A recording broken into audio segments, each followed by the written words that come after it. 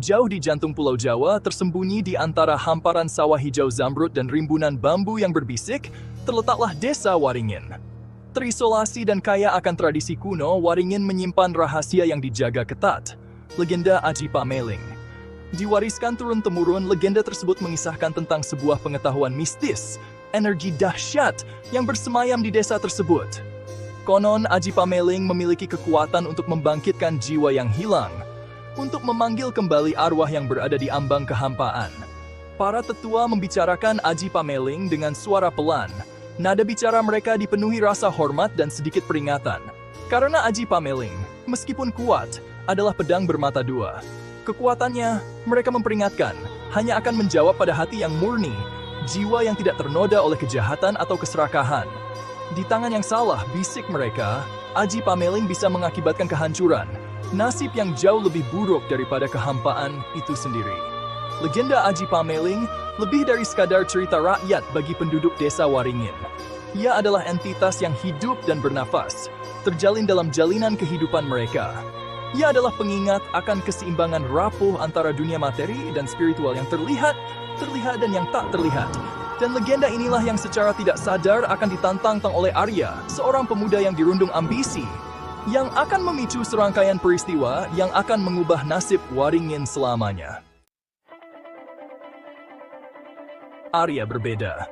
Tidak seperti pemuda Waringin lainnya yang merasa puas dengan ritme kehidupan desa, Arya menyimpan jiwa yang gelisah, keinginan yang membara untuk membebaskan diri dari kungkungan asal-usulnya yang sederhana. Ia memimpikan kekuasaan, kekayaan, kehidupan yang melampaui sawah dan rutinitas Waringin yang dapat diprediksi. Ia mencemooh kisah-kisah tentang Aji Pameling, menganggapnya sebagai tak hayul belaka, pegangan bagi yang lemah dan mudah tertipu. Ia percaya pada kekuatan nyata yang terukur, jenis kekuatan yang dapat memberinya kekayaan dan pengakuan yang ia dambakan. Dan ia yakin bahwa kunci untuk membuka kekuatan ini tersembunyi di dalam teks-teks kuno yang dijaga ketat oleh sesepuh desa, Mbah Wirya.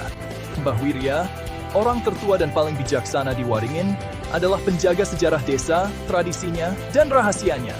Ia akan memiliki pemahaman yang luar biasa tentang Aji Pameling, kepiawaian yang diasah melalui meditasi dan komunikasi selama bertahun-tahun dengan kekuatan alam semesta yang tak terlihat.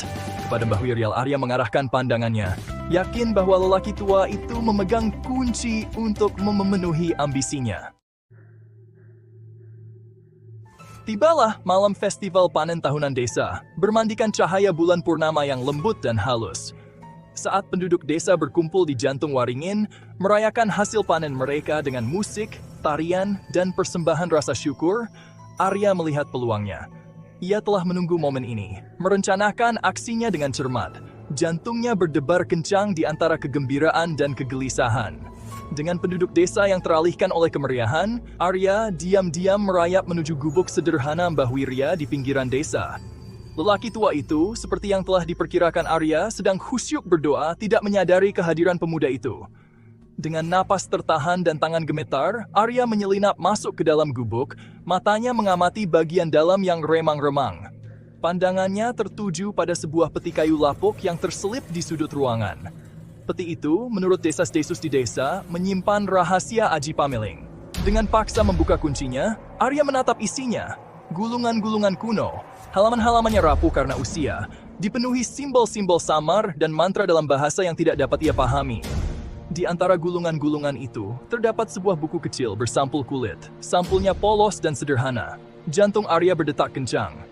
Ia tahu secara naluriah bahwa inilah yang ia cari. Inilah kunci untuk membuka kekuatan Aji Pameling. Mencengkeram buku itu erat-erat, Arya menghilang kembali ke dalam kegelapan malam, meninggalkan kemeriahan dan penduduk desa Waringin yang tidak menaruh curiga.